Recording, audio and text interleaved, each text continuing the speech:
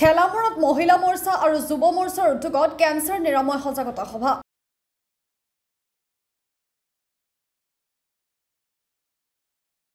আজি ঠেলামৰা বাপুজী ভৱনত অনুষ্ঠিত হয়।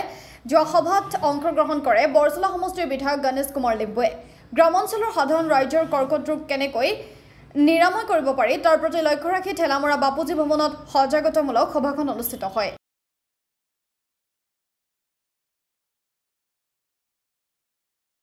আজিৰ সজাগতামূলক সভাখনত তেজপুৰ মেডিকেল কলেজৰ লগতে তেজপুৰ কেন্সাৰ কেয়াৰৰ এডল চিকিৎসকে আজিৰ সভাত উপস্থিত থকা ৰাইজক বিনামূলীয়াকৈ স্কেনিঙৰ যোগেদি কেন্সাৰ চিম্পটমৰ পৰীক্ষা কৰে। ইয়াৰ উপৰিও বিধায়ক গণেশ লিম্বুৱে কৰ্কট ৰোগৰ পৰা কেনেকৈ পৰিত্ৰাণ পাব পাৰি সবিস্তাৰে সজাগতামূলক ৰাইজক নিজা বক্তব্য দাঙি ধৰে।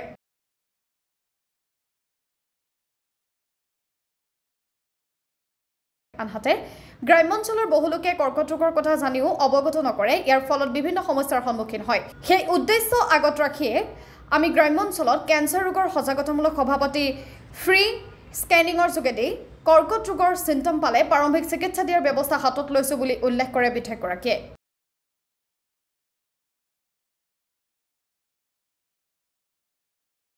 মই বিধায়ক হিচাপে আপোনালোকে চাব, যদি বেমাৰী আহে মোৰ তাত 10 জন, যদি আহে 5 জন কেন্সাৰৰ বেমাৰী আহে। তাৰ মানে আমাৰ ইয়াত কেন্সাৰৰ বেমাৰ যথেষ্ট মানুহৰ মাজত আছে। ৰাইজৰ মাজত কেন্সাৰ বেমাৰী এতিয়া কমন হৈ গ'ল। সেইকাৰণে আমি বিচাৰিছোঁ যে কেন্সাৰৰ পৰা নিৰাময়ৰ কাৰণে কি কি ব্যৱস্থা ল'ব পাৰিম আৰু কেন্সাৰত কেনেকৈ হ'ব পাৰে, চিম্পটমিক আমি কেনেকৈ গম পাম, এই সকলো বিষয়বিলাক ডক্টৰসকলৰ মুখেৰে যেতিয়া ৰাইজে শুনিব তেতিয়া বিষয়টো তেওঁলোকে মানে স্পষ্ট হ'ব যে আমি যেনেকৈ খাদ্য কি ধৰণেৰে ল'ব লাগে। এইবিলাকো যেতিয়া ডক্টৰসকলে যেতিয়া ৰাইজক বুজাই দিব তেতিয়া তেওঁলোকে বিষয়টোত অলপ মানে সজাগ হ'ব। নহ'লে কি আছে যে মানে মানুহৰ বিভিন্ন ধাৰণা, এইটো খালে কেন্সাৰ হ'ব পাৰে, সেইটো খালে কেন্সাৰ হ'ব পাৰে, এনেধৰণৰ এটা ধাৰণা আছে। এইটো আজি আমি আৰম্ভ কৰিছোঁ, আৰম্ভ কৰিছোঁ কিন্তু মই বিচাৰিছোঁ যে বৰচলাৰ সমষ্টিত চুকে কোণে আমাৰ গ্ৰামীণ অঞ্চলত, চৰ অঞ্চলৰ পৰা আৰম্ভ কৰি বাগান অঞ্চলৰ পৰা আৰম্ভ কৰি গাঁও অঞ্চললৈকে আমি এই মানে সজাগতা সভাটো লৈ যাম আৰু লগে লগে আমি স্কেনিং কৰিম। মহিলাসকলক বা চিম্পটমিক যিসকল আছে তেওঁলোকক স্কেনিংও কৰিম। স্কেনিং কৰাৰ লগে লগে আমাৰ ইয়াত বহুতজন মানে প্ৰাইমাৰী অৱস্থাত যিসকল মানে কেন্সাৰ হোৱাৰ সম্ভাৱনা আছে বা হৈ আছে তেওঁলোকক আমি নিৰাময় কৰাৰ ব্যৱস্থা আমাৰ তাত মেডিকেলত ব্যৱস্থা আছে, তেজপুৰ কেন্সাৰ। এই সভাই যথেষ্ট উপকৃত কৰিব, কাৰণ আমি সকলোৱে জানো পৰিৱৰ্তিত সমাজ ব্যৱস্থাত আমাৰ খাদ্য প্ৰণালীকে আদি কৰি আমাৰ থকা খোৱাৰ যি পৰিৱৰ্তন হৈছে তাৰ ফলত আমাৰ ৰোগবিলাকো বাঢ়িছে। আৰু ৰোগবিলাক বঢ়াৰ এটাই প্ৰমাণ, কাৰণ আমাৰ ডায়েগনষ্টিছ চেণ্টাৰবিলাকত কেন্সাৰকে আদি কৰি বিভিন্ন ৰোগবিলাক আমাৰ স্কেনিং কৰোঁতে ওলায়। আমাৰ টুমুকীত যি কেন্সাৰ কেয়াৰ চেণ্টাৰ আছে, অসম চৰকাৰে যি টুমুকীত আমাৰ কেন্সাৰ কেয়াৰ হস্পিটেল স্থাপন কৰিলে, তাত তেজপুৰত এই হস্পিটেলৰ উদ্যোগত আমাৰ বিশেষজ্ঞ ডক্টৰে আহি ঠেলামৰাৰ বাপুজী ভৱনৰ প্ৰেক্ষাগৃহত আমাৰ আই মাতৃসকলৰ লগতে আমাৰ যিসকল কাৰ্যকৰ্তা তেওঁলোকৰ আমাৰ মেডিকেল চেকআপ এটা আদি হৈছে। আৰু আমি ভাবোঁ এনেকৈ যদি গ্ৰামাঞ্চলৰ বিভিন্ন অঞ্চলত এনেকুৱা আপোনাৰ স্ক্ৰিনিং চেণ্টাৰবিলাক হৈ থাকে তেতিয়াহ'লে বিশেষকৈ আমি ৰোগবিলাক নিৰাময় কৰিব পাৰিম। এষাৰ কথা আছে যে প্ৰিভেনশ্যন ইজ বেটাৰ দেন কিয়ৰ।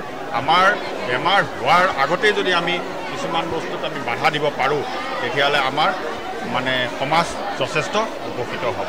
ধন্যবাদ। হয়, আজি আমি ভাৰতীয় জনতা পাৰ্টীৰ ঠেলামৰা মণ্ডল আৰু মহিলা মৰ্চাৰ উদ্যোগত আমি এই কেন্সাৰ সজাগতা শিবিৰ এটা অনুষ্ঠিত কৰিছোঁ। আৰু আমাৰ এই অঞ্চলটোৰ পৰা বহুতো মহিলা আহিছে। আজি এই মহিলাসকলে পঞ্জীয়ন কৰিছে। অলপ পিছতে আমাৰ যিসমূহ ডক্টৰ আহিছে তেওঁলোকে স্কেনিং কৰিব আৰু এইটো ভাল লক্ষণ। আৰু আমাৰ বিধায়ক মহোদয়ে কৈছে যে এই যি সজাগতা সভা, আমাৰ কেন্সাৰ সজাগতা সভা আমাৰ গাঁৱৰ চুকে কোণে তেওঁ লৈ যাব আৰু আমি বাপুজী ভৱনত আজি এই অনুষ্ঠানটো আজি শুভাৰম্ভ কৰিছোঁ। আপোনালোকে সকলোৱে জানে যে বিশেষকৈ আমাৰ নৰ্থ ইষ্ট বা অসমত কেন্সাৰৰ ৰোগীসকলৰ যিটো দিনক দিনে সংখ্যা বৃদ্ধি হৈছে, এই সমস্যাৰ পৰা আমাৰ সমষ্টিও মানে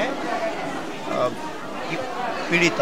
সেইকাৰণে আমাৰ যিহেতু কেন্সাৰ তেজপুৰ কেন্সাৰ কেয়াৰ আমাৰ ইয়াত ওচৰতেই আছে আৰু তাৰে যি ছুপাৰিনটেণ্ডেণ্ট তেওঁলোকৰ লগত কথা পাতি আমি দুজনে মানে ডিচাইড কৰিছোঁ যে কেন্সাৰ কেয়াৰৰ কাৰণে আমি এটা সজাগতা সভা পাতিব লাগে।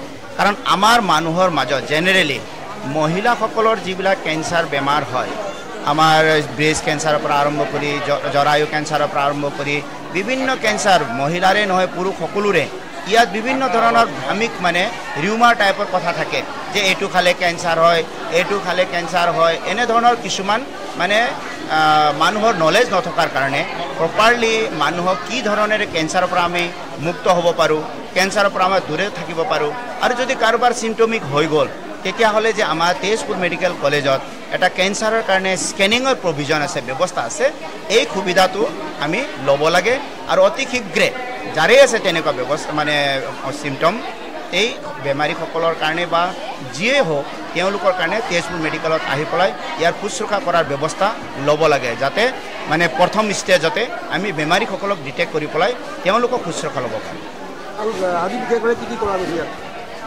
আজি বিশেষভাৱে কি কৰা গৈছে আজি ইয়াত